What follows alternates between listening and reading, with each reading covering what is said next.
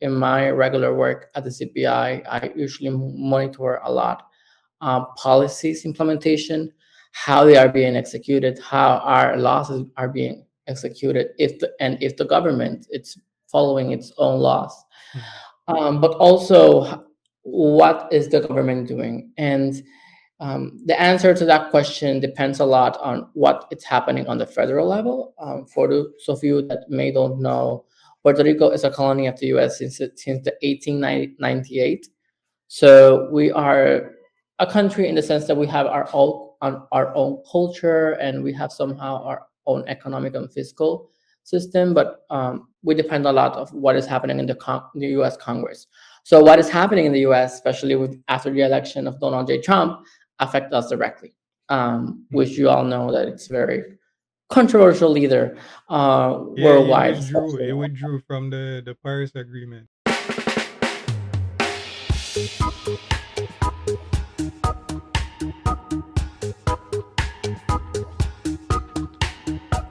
Okay, welcome back to another episode of the Caribbean Climate Calabash Podcast. I'm your host, Taylor.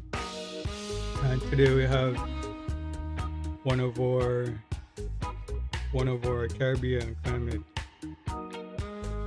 trackers, climate justice take four fellows. And yeah, we've been sharing with you guys some of what they've been producing and sharing with you, the audience, more about some of these fellows, just so you can get to know more about the people that are reporting on this crisis, and just to get a perspective that you might not have gotten from just reading their stories. So today I have with me Luis Joel Méndez González, and he's one of our climate justice fellows. How are you doing today, Luis? I'm great. How are you? How is everything going? Not too bad. We it seems like we're going back into the warmer period of the year, so the rains have been stopping. How's the weather over there? Well, I just read this morning that it's supposed to rain, but the sky is pretty blue, so I hope it stays that way, and I hopefully can go to the beach later in the day because I need some sun. Yeah, yeah, that beach therapy hit different for sure. Um, all right, yeah, let's get right into it. Tell us a bit about yourself and your journey into journalism. This is one of the things that we kind of talk about with all the fellows, just to kind of see where their journey Mhm. started. For a lot of us, it started in non-conventional ways. So don't feel afraid to share how your Mhm. story started. Yes. Well, thank you for your question. I would say that growing up in Puerto Rico in a country in such a big economical crisis make me always understand the importance of journalism. Sadly, Puerto Rico is in the position where it is today because of the decisions that the government has taken, um, and giving the readers the opportunity to have data, to investigate, to work on stories that are fact based, fact checked, and based mostly on documents. It was, from my view, since I was a teenager, the best way to hold the responsibles of what we're living today accountable. Um, I just got in the journalism in the environmental beat pretty randomly. My goal was always working at the Center for Investigative Journalism in Puerto Rico. Mhm. There was a job open as an environmental reporter. I didn't think about it twice, and I just applied for the position. But then I fell in love with the beat because it's Mm. such an interesting field, environmental journalism and the environmental topic. It's so intersectional, intersections with gender, with economy, with politics, with Mm. everything. And there's so much stories to tell, especially in Puerto Rico, because we are an island. So we have coastal erosion, sea level rise. We have landslides because we have a lot of towns in the mountains. mm, So I really fell in love with the beats, and I really love telling stories. I love telling stories because since I was a kid, I'm really passionate about reading and writing. mm. But I also like downloading data sets, giving them a look, reading contracts, reading lawsuits. I'm pretty nerd on that Mm. side. So, being an environmental reporter allows me to do all those things and combine them into producing impactful stories. Yeah, that's interesting. You mentioned especially the idea of story love your love for storytelling and that evolving into a desire to tell stories as well. Um, you also mentioned the intersectionality of the beat, which for those who listening who may not be understanding the journalist speak, the beat is your specific niche, your specific reporting niche or subject matter. Um, in the Caribbean, and it's interesting. I'll ask your perspective on this too. I know for Jamaica locally, we our newsrooms don't really have beats. They just hire reporters. Mm-hmm. Technically, you should have a beat. Like that's how it works almost everywhere else in the world.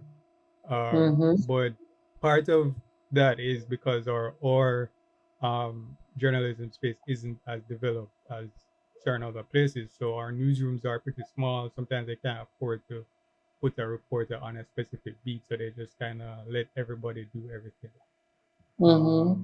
on a need basis. So the beat in particular, when it comes to a place like Jamaica, is just where you've done most of your work, maybe where you built up contacts, especially if you work in a newsroom. No, freelance is a little bit easier to have a beat. I'm a freelancer.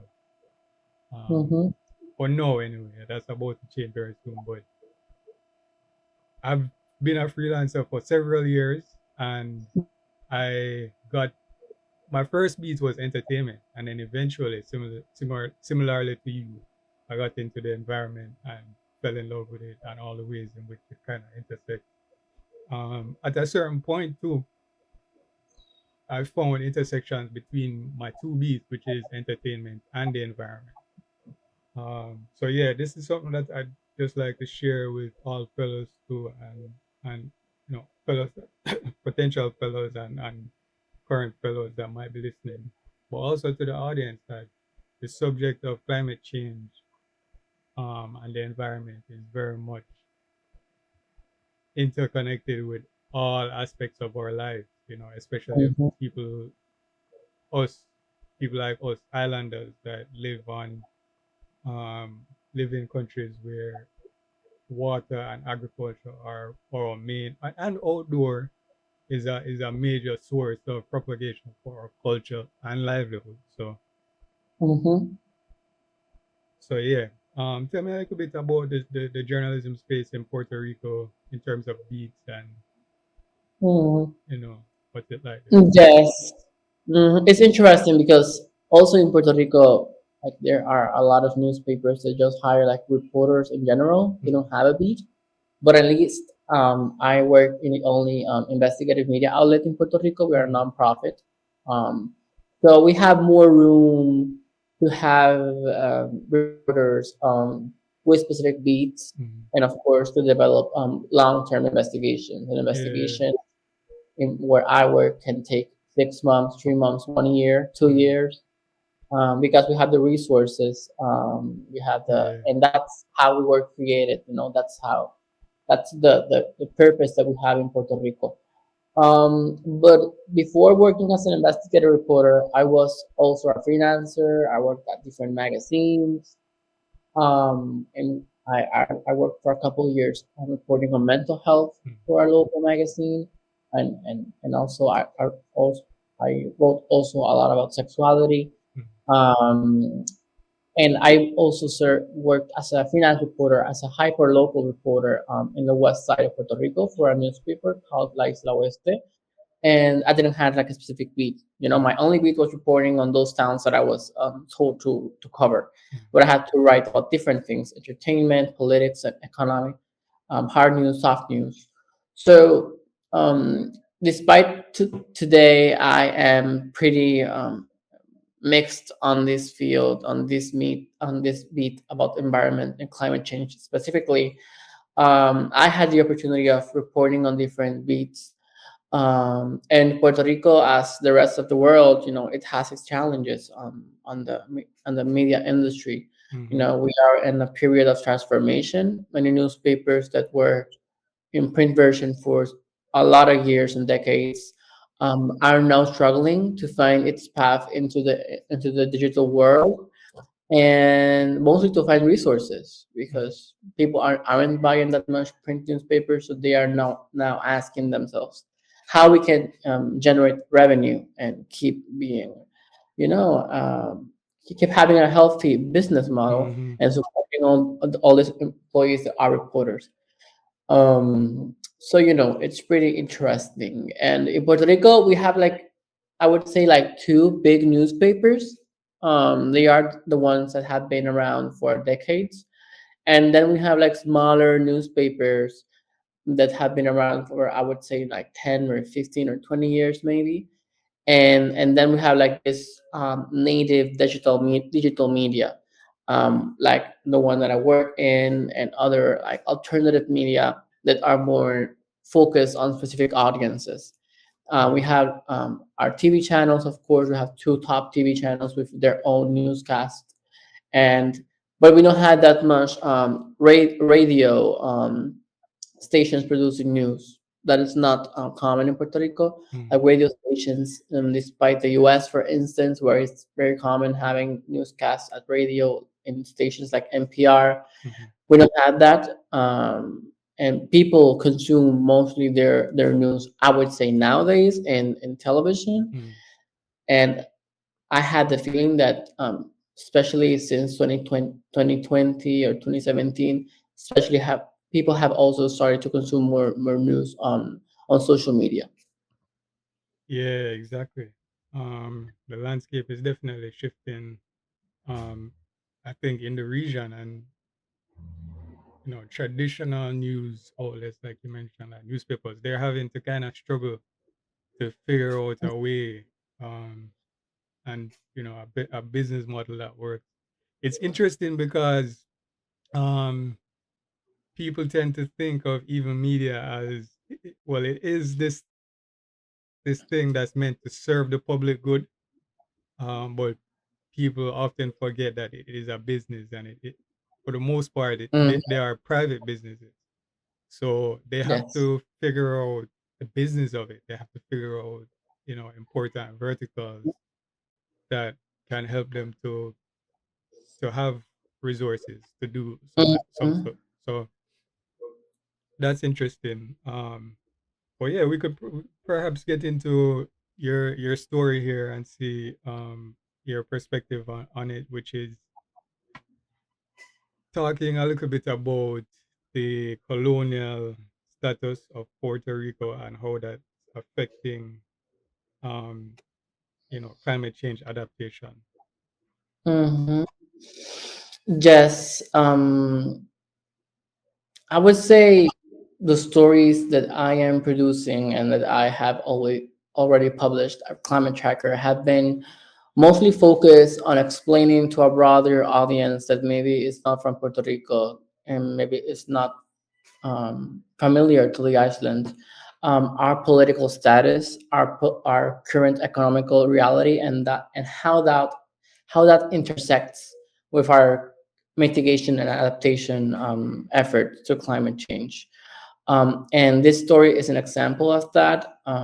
In my regular work at the CPI, I usually monitor a lot policies implementation, how they are being executed, how our laws are being executed, if the government it's following its own laws, Mm, but also what is the government doing. And the answer to that question depends a lot on what is happening on the federal level.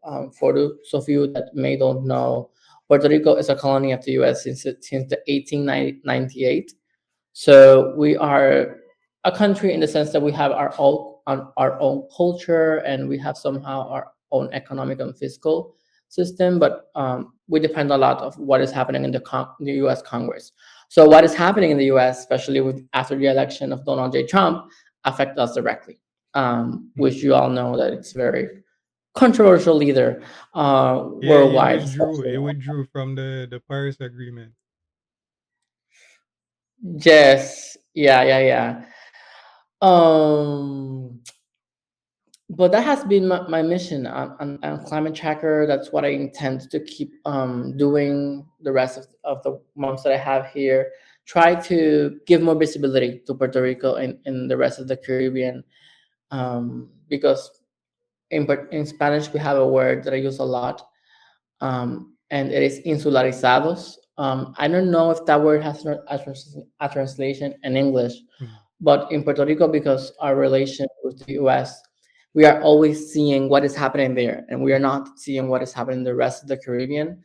And that's something that I hopefully I can help somehow change, because I know that there are so much lessons and things that we can learn from our fellow countries and islands in the Caribbean on how to mitigate and adapt to climate change. Because I know there are great things happening, and the Caribbean is the region that is taking that is, it's leading the conversation worldwide on climate issues.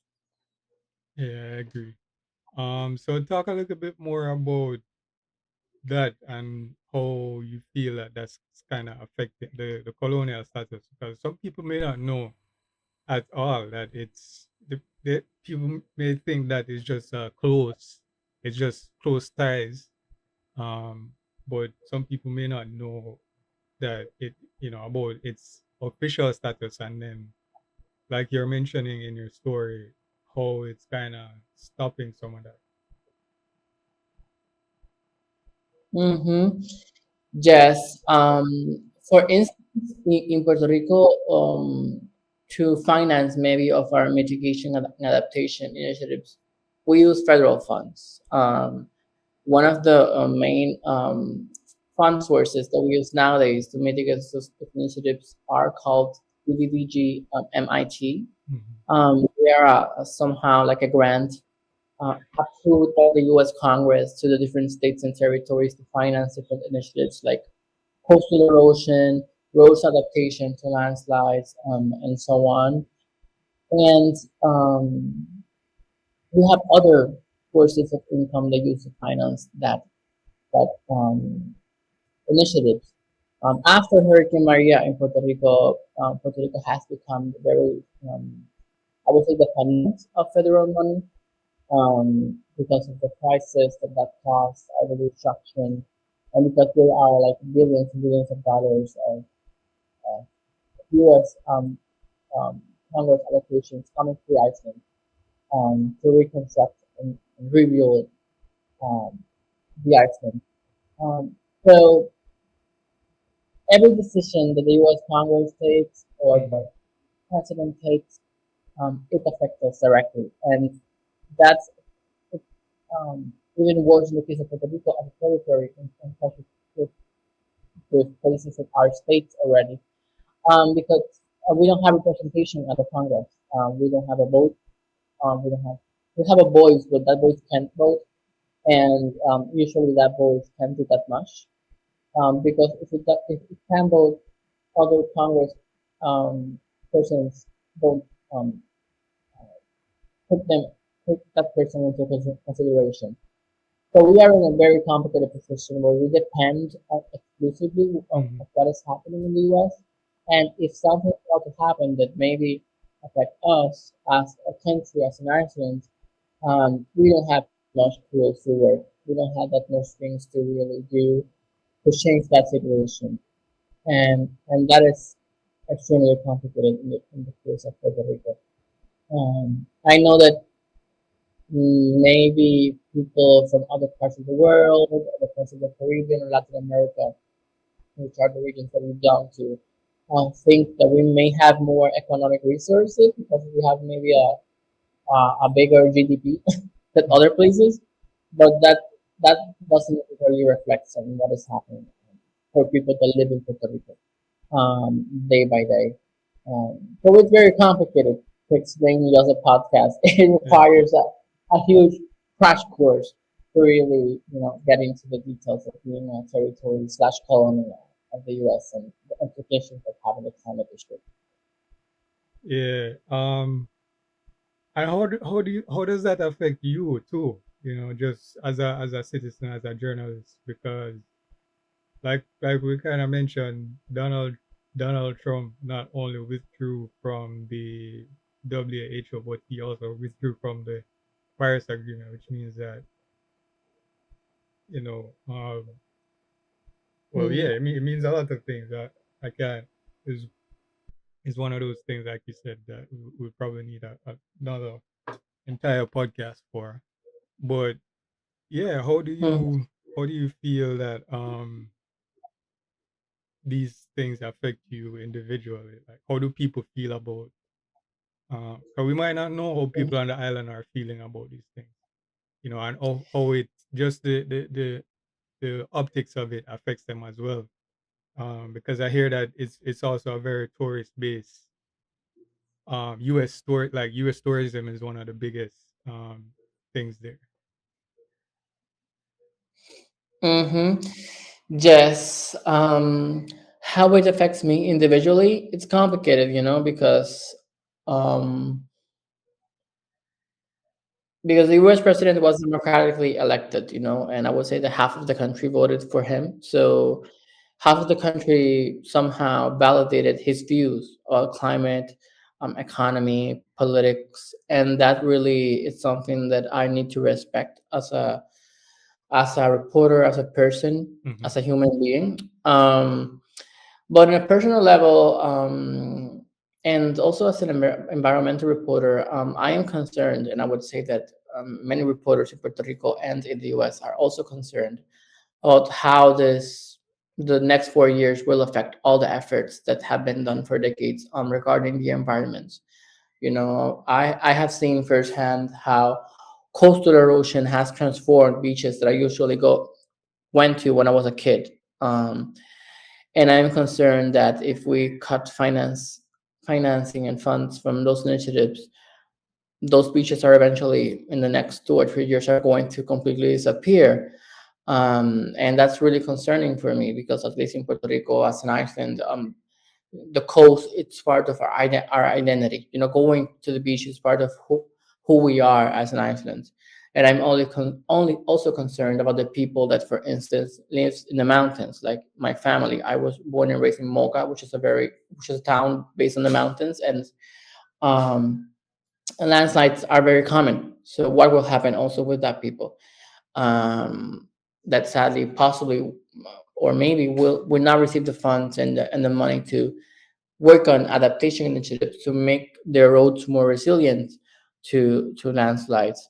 Or what are we going to do with heat waves? The temperatures are increasing worldwide, and there are a lot of people, for instance, that suffer directly the impact of those heat waves. What are we also going to do to protect those people from that events that are not going anywhere, and that sadly possibly are just going to get worse. I'm concerned for me of the impacts of the environment on my personal life, but I'm also concerned of that people that I love and that that maybe I don't know, that belong to vulnerable communities and that I know will suffer directly the impact of what is happening, and also maybe don't understand what is happening. They are not aware of the severeness of all the decisions that are being taken and the impact that may have. And as a reporter, the only thing that I can do is put the put the put straight the record, Hmm. write the facts, try to explain those realities in the most simple way possible so people can understand it, and keep researching, keep investigating in a fair and balanced way, as reporters can do. Hmm. And what was it like actually reporting this, going out there, getting the sources or getting the information, doing the research? What was that process like? Sometimes our audience likes to know what we get up to. Mm-hmm. Yes. When you are focused on a specific beat like environment, you get to develop a lot of sources for the Mm, pass of time. There are experts that you call frequently, environmental leaders that you also text weekly. So usually when I have like a breaking news story, I just call that expert that I know will say yes, and it's pretty easier to do your work. So in journalism, it is extremely important to build sources, and that helps a mm, lot.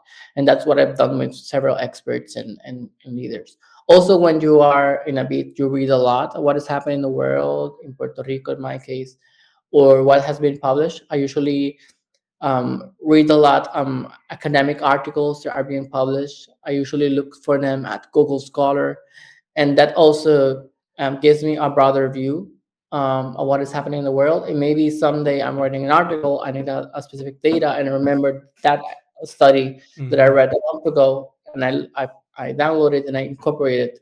So I always try to keep updated. And for stories that require,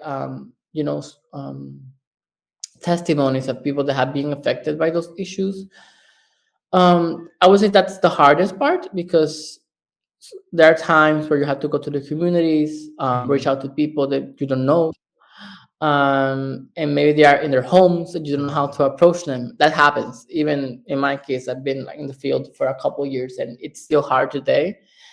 But at least something that I do and is very helpful is that before going to a specific community, I always try to look for community leaders, or I don't know, maybe grassroots organizations or nonprofits on mm-hmm. that place, with people that know about the people, know the Yeah. residents here, and that can maybe connect me with those persons. Mm, So I can maybe reach out to that person, have a call, or maybe write them an email and schedule a date or an hour, and then go that day and talk with that person.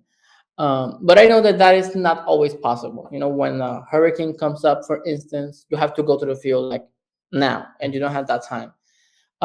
So I would say the key is trying to be humble, not feeling superior mm, to the people there. That is extremely important.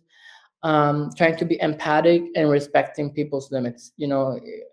As reporters, we know when someone doesn't want to talk. If that person doesn't want to talk, don't push it. You know, there will be other person that possibly will be willing to talk. Um, but it's very important to be aware of that, yeah. because are built with you know um, with confidence. Yeah, they're built with core values that in a with a bad decision can be destroyed. Agreed. Can destroy your relationship with the community, with the people, and that's no good for you in the long run. But yeah, I mean, Mm-hmm. it's been interesting, kind of hearing your story, hearing more about what you're reporting on and your journey. Um, I do have one final question here. This one is a little bit deep, so bear with me for a second.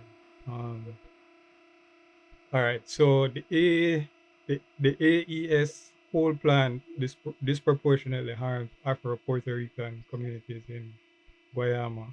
How does Puerto Rico's status as a sacrifice zone reflect broader patterns of racial capitalism in climate policy? That question is extremely deep. Please repeat it. Yeah, Read it again, because it's a very complicated question. I need to digest yeah, it. exactly. Even me, I'm still, the AES coal plant disproportionately harms Afro Puerto Rican communities in Guayama. You know about that, right? The plant. I think it's in your report. Yeah. Yeah, yeah. So how does Puerto Rico's status as quote unquote sacrifice zone reflect broader patterns of racial capitalism in climate policy? Wow. That is an extremely complicated question. I would say for an expert, possibly someone that is studying actually those type of specific issues. Yeah. But something that I always say, and something that we all know as reporters, and even people that are not reporters, is that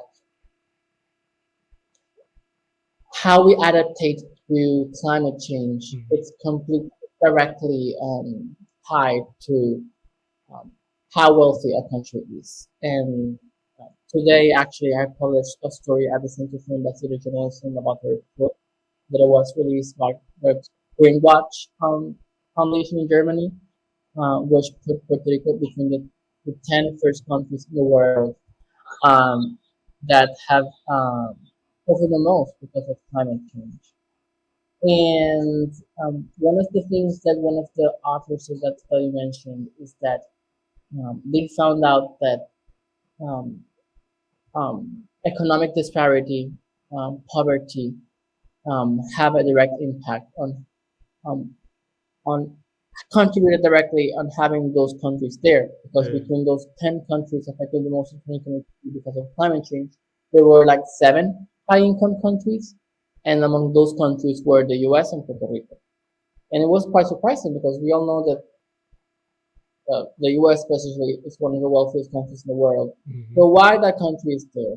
Why is Puerto Rico there having a higher income than other islands in the Caribbean, for instance?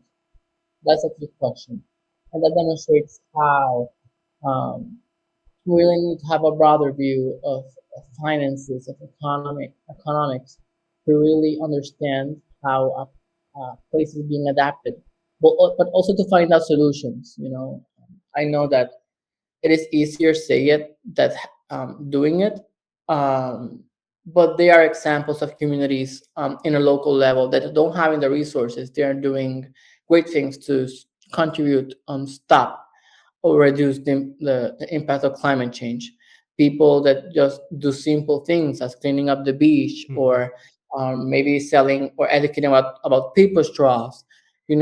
Efforts that they can do that are not maybe do not require that much money, but can have a real impact in places like Puerto Rico, that are so complicated. Yeah, I completely understand. It's definitely tricky. It's tricky for us here in the region. It's it's a region where there's a lot of colonialism happen either in the past Yes. or currently. So we kind of Hmm. have to deal with, it's not like other countries that are not based like right where the Americas are. So we kind of have to figure out our policies based on what they have going on with their policies. So it's a little bit Hmm. tricky, trust me, for those who may not understand. But yeah, if you guys want some more context about that, you can check out some of Lewis's stories. Get more, just more again context behind what's going on there in Puerto Rico and how the island is doing its best to adapt to climate change. Hmm. Um, so yeah, thank you so much, Lewis, for sharing more about your journey and your story. Um, where can people find you so that they can keep more in touch with what you have going on and your story? Well, in the first place, thank you for the opportunity of sharing a little bit of my work, and thank you, Climate Tracker, for having this type of initiatives. For those that maybe want to reach out to me and maybe have a conversation, have a chat, I usually very active on X, what was before Twitter. Mhm. My handle is M underscore Joel 17 or 17 on English. I usually mix up both languages. Mhm. And that's also my same handle for Instagram and Blue Sky and LinkedIn. That's my same handle for all my social media. So feel free to reach out to me there, and you can also find more of my work at www.periodicoinvestigativo.com, where I publish my investigations often, and you can also find some of my work at Climate Tracker during the term of my fellowship. Yeah, so you can find the stories that he's produced during the fellowship climatecheckercaribbean.org, and you'll also find some more links to places like you mentioned, Instagram, and Facebook. Yeah, thank you guys for tuning in, and it's been another great episode. Thank you again, Louis.